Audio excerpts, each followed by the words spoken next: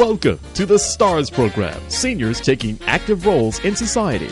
And now, here's your host, ANITA Finley. This is a very important interview, which you will see and hear. As a matter of fact, you will see it on YouTube and you will hear it now on the radio show. I'm very proud, actually, to present my husband, Bill Finley. A lot of people have heard me talk about him, but Bill is very busy doing a lot of things. Yes, he's been a part of our company, but the most important thing is he has been a world-renowned city planner, and he has done so many important projects throughout the United States and other countries. So as he turned into his 90s, he wanted to take everything that he has done and thought about and put it into a proposal. And I'm going to let you, Bill Finley, tell our audience exactly what you are doing, what you've just completed, and what you want to do with it. So we certainly do welcome you to the show. Thank you very much. I'm wondering when you're going to invite me. It's been like 15 years, and I appreciate it. And I found my way here. No problem. Well, it's a big subject, and I've been around a long time, and I've danced in and around the subjects. So it's a little difficult to reach out and pull out the key items, but I think it's first important to say that among my many ventures over like 60 years of practicing city planning, the most important event was the planning and building of a new city named Columbia, Maryland, between Baltimore and Washington. I was fortunate enough to be invited to be in charge of planning and design and development by the financier and the leader of the company. I spent almost 10 years planning it and building that community of Columbia, Maryland. It's now a city of 100,000. It has 33,000 dwelling units. It has 80,000 jobs. It has 27 schools. It's a remarkable and wonderful place to live, to work, to hang around, and everybody, including all the people I worked with, have been very proud of it. I raise it today not because to explain my background, but because building a city turned out to be 100,000 people is something that can serve as a guideline in thinking about the future. The American cities, strangely enough, are quite old. We don't think of them as they are, but almost every city of any size and complexity in the United States is somewhere between 100 and 200 years old. And that they were designed for the horse and buggy period, and that is one of the main sources of their problems. You know, Bill, before you continue, I just want to interrupt you for a moment to say this is a very bold proposal that you have put forth for American cities, and you put it into what we would call a book. And so running to the very end before you even finish talking about all this is your dream, if you could wave a magic wand now, and whether you're around for the next 20 or 30 years, what would you like to see, Bill, actually happen? Getting to the chase is what you're suggesting. That's a good idea. After, as I said, almost 50 years of being in and around cities, both in the United States and America, I sat down at the age 90 and I said, maybe I'll be around another 10 years. What can I do as a planner, developer, executive, investor to make the greatest positive interest over this next 10 years? I'm not a billionaire. I don't have a lot of money available, but I have a mind full of information and background and beliefs and hopes. And I'm glad you raised that question, Anita. There are two things that are needed. First is the old cities need remodeling, and that is going to require a major change in the organization of cities, counties, maybe even states. Because the way cities are organized now, they are hemmed in by suburban governments that have no interest in changing things, and they are often then dominated by second-rate leaders, and therefore they don't have much of a chance of changing their lives over a short number of years. In dealing with cities, you have to really think long-term, because cities grow slowly, hang around for a long period, make big mistakes, make bigger mistakes, are ignored by Congress, ignored by states, and therefore the question is what can be done. Now, it almost sounds to me like we're looking at a revolution, a peaceful revolution, but where we would get many, many people who are affected, whether it's the very urbanites, the very people who live in the cities. It could be the police. It could be the school teachers. It could be a consortium of people who give you ideas and say, okay, we want this city not to be utopia, but to be real, maybe less traffic, more the environment to be better. And that's a very big task. Well, it's a big task, and the problem is that nobody really has stepped up to the plate with a large amount of money and said, what would you do if you had money that you don't have now? What would you reorganize? What would you change in the relationships between the center city, the suburban governments, the county governments, and the state? They're all key players. You know, the funny thing, we have 50 states and we have 50 departments of transportation. But you also told me, even just getting it down to to Palm Beach County, which amazed me. And you said, if you think about it, all over the country, it's the same story that you have. You always say about how many mayors, how many officials. Well, it is insane, really. If you sat down and designed a situation in which cities were created and then grew, you wouldn't do any things that have happened by accident. And among, as Anita points out, in our little county of Palm Beach County, we have one central government for some things, but we have 37 municipalities with servants, 37 mayors, 37 city managers, 37 police chiefs. It's ridiculous. It's expensive. It's not effective, and people are going to have to change their way of living. And I think my plan is to include you might call it a carrot and the stick. We're going to have some carrots. We're going to make it easy as possible for them to think about what kind of reformation is needed. And at the same time, we're going to have funds to make it happen, and approvals and assistance of all kinds. And that's a good point, Bill, that we know that everything we do requires money. And as you said, it's big money. And so you came up with an idea many, I guess a few years ago, which was you told people about, and they kind of looked at you like, wow, that's interesting. So tell me what really your dream about how you would get the money and what you think that would look like. I'm not a fond user of the word dream. I'm mainly interested in the things that can be done. But and the idea that I've come up with that is so obvious, I'm surprised why somebody else hasn't hit upon it. Many people read Forbes magazine. Forbes is a very competent right-wing magazine, but they have taken on themselves the counting, connecting with, and making lists of the richest people in America called billionaires. Billionaires with a B. Turns out that almost no one has any idea about this. Everybody read about when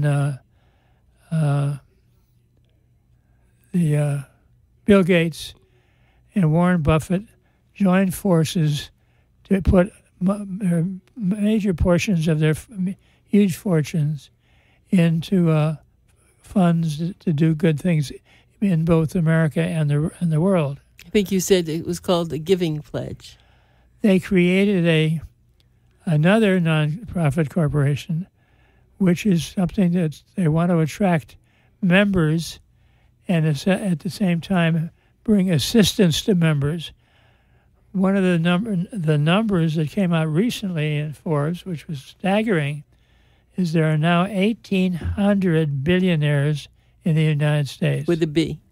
with a B. And those people, almost all of them, have foundations, which is their mechanism for giving money to good purposes.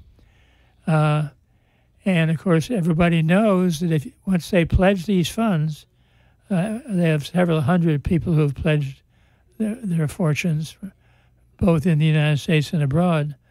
Once they're declared to be given away under certain criteria, they can't get the money back take money out of the trust. And if they don't do that, they got to pay their taxes, which kills them. It makes them not be able to sleep nights. So this is really not an investment. This is This money is going to be given away by billionaires, just as they are today with many millionaires. Somebody who has $500 million is a lot of money. That's only $500 million. Well, everyone has their hands out, as you know, for so many things, whether it's children or it's housing. But if you sat in front of one of these billionaires and they said, and I would say, I always talk about elevator speeches.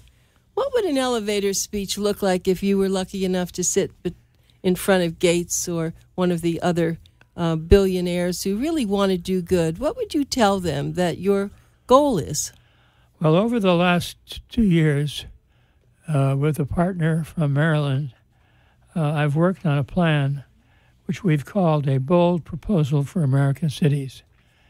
And it's a plan to do what I said before about helping cities, counties, states change their ways, reorganize, solve their problems.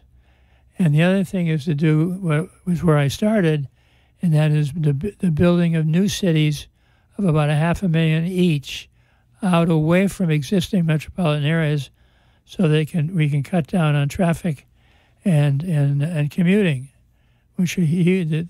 90% of the problems of the automobile in America is due to peak hour traffic, and for That's which Gates calling you, Bill. You didn't know that, right? Hi, Bill. This is Bill. Where's my buddy Warren? Anyway, the idea is that we have a two-pronged program. One is to help the cities. The point is that there are two things to be done to make a big difference in turning around cities over the next century, and that is that reorganize the government bodies that now control everything in the metropolitan areas. And the second is build the new cities of 500,000 each that are out or away from existing cities so they can grow up in a modern fashion and not be burdened with the kind of problems that our cities have today. How long would it take if from the time that you were able to get someone interested and you brought your big team in, and there's going to be a lot of discussion and there's going to be a lot of planning from the day that to start even, let's not even talk about anything else. Let's just talk about what are we looking at? 2 years, 5 years? We were asked that question when we started building the new city of Columbia, and one of the things we discovered is things take longer than we expect. But it took us in Columbia. It took us 4 years from the time that we said we were going to do it, and we opened the community. But that was a small community compared to what we're planning to build now. Any of these projects are going to take between 30 and 40 years, but that's nothing. New York is 200 years old, and in your proposal, and the reason I'm glad you asked that question, because everybody wants to know why it's going to cost so much. The answer is, anytime you start a project that has, for example, the new metropolitan areas that we're talking about building have 200,000 dwelling units each, and it takes a lot of time to build 200,000 dwelling units. If we could, and we have to decide how and where that's going to be done and how to finance them and make it a wonderful place to live. So if you had an opportunity now to have people sitting in front of you and you would ask them, what are the major problems in cities so that the new cities that you build aren't faced with that, what would they say? I know you've covered this in your proposal book. Yes, you may recall that my first book on this subject was called Curing Urbanitis. Urbanitis is a word that I coined to represent a disease that these existing cities and metropolitan areas have. And there are about 8 or 10 of them, including traffic, poor quality center city schools, not enough affordable housing, air pollution, water pollution, and a whole flock of systems where there's not a situation where you can get things done now because there are laws and rules against them. So you're saying starting a fresh start. I mean, if you went into a new city, it's like a clean slate that you just Exactly. start. In Columbia, we had a 14,000-acre clean slate, and it took us 29 years to finish it. And it's funny, when you talk to people, I always hear and you laugh about it. Everyone wants to know, where is the new city going to be? I said, and if I did have an idea, I wouldn't tell anybody. No, we don't know. It's not going to be easy finding a location for a new city that's going to cost $90 billion and take 50 years to mature, because there's a lot of pluses and minuses. Some people want it in their county because it's going to be good for business. And I'll say it's going to be good for business. But other people don't want it because they're afraid of the unknown. And they figure, well, I may be cheated, or we have too many black people, or something like that. But when you think about it, though, Bill, and you're looking at a 30-year, 40-year, 50-year project, lots of things are going to change. I mean, we're faced with environmental hazards. We're faced with, of course, the traffic and the population. That's another thing that you ought to talk about, population growth, because that was one of your reasons too. I didn't have a chance to touch on that, but most people are not aware of the fact that the United States population is growing rapidly. We now have about 315 million in the United States, and we're going to be, 20 years, we're looking forward to another 500 million. The people of the new city are going to be more black and brown than white, and that's going to be a big uproar, obviously, even though people will, if we do things right, there'll be plenty of jobs and plenty of good income for everyone. You know, if we look at the future cities, and they're all over the internet now. I mean, they're wild. They have these huge towers. They have things that are all green, and I can't even envision. It almost looks like it's out of space.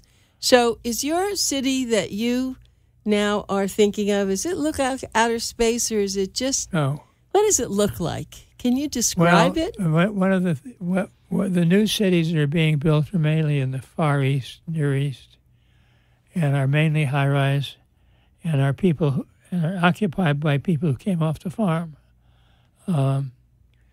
with disastrous results. They're having horrible social and economic problems in those big cities.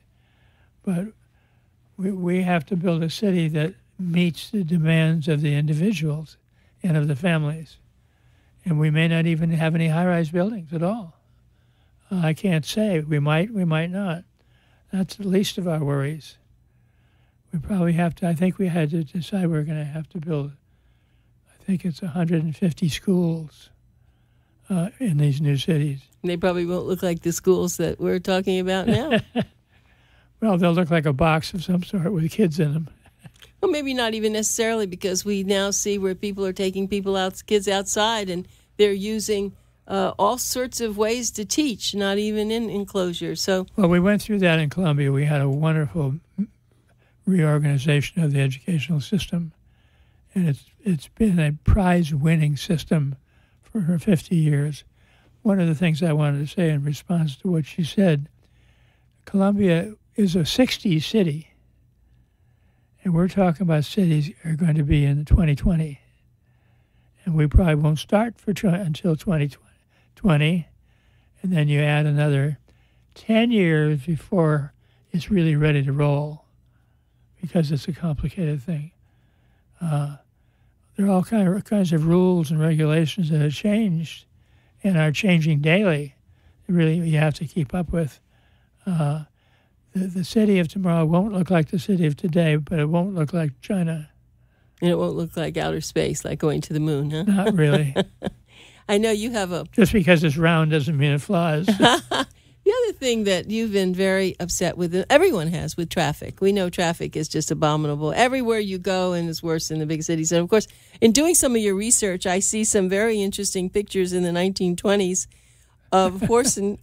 buggies, and there's still traffic jams even with them. Well, when you think about it, the car is only 50 years old, and we now, as I said, I didn't say, we now have more cars than people in the United States, and it's getting worse. That ratio is changing. You said cars are 50 years old or older than that. It's more like 100 years old, because we know that 1950, we had cars in the 1950s. I apologize. Yeah. No, it's okay. You're absolutely right. No, they're about 100 years old. And in this book that we've just finished, I've predicted we're going to have cars for another 100 years, but not beyond that.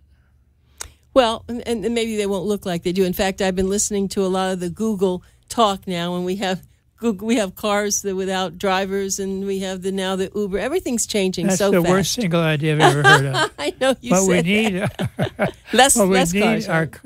Are carless drivers, not cars that drive themselves. What the hell's the point of putting 500,000 of them on the highway with no people in them? Well, that's right. Traffic jam. So traffic jam, this has been very important, and your new city has something that's very interesting. You might want to describe that. Well,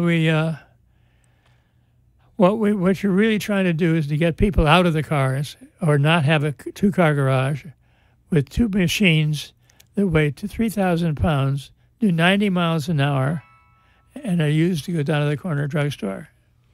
What you need is a system that moves people from A to B and B to C and C to D, etc.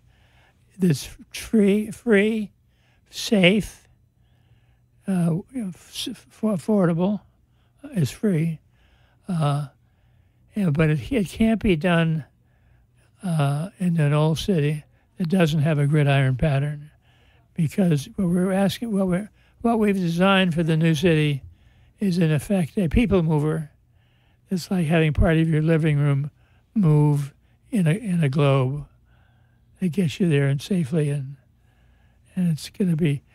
We're going to follow up on the design of that in the near future. And someone's going to ask you this question, and I don't, and you probably have thought about it, but crime. I mean, crime in the old cities, we don't want that in the new city, and of course, people are people, so that'll be interesting. Well, part of the crime is due to the fact that we've not given a chance to part of the population.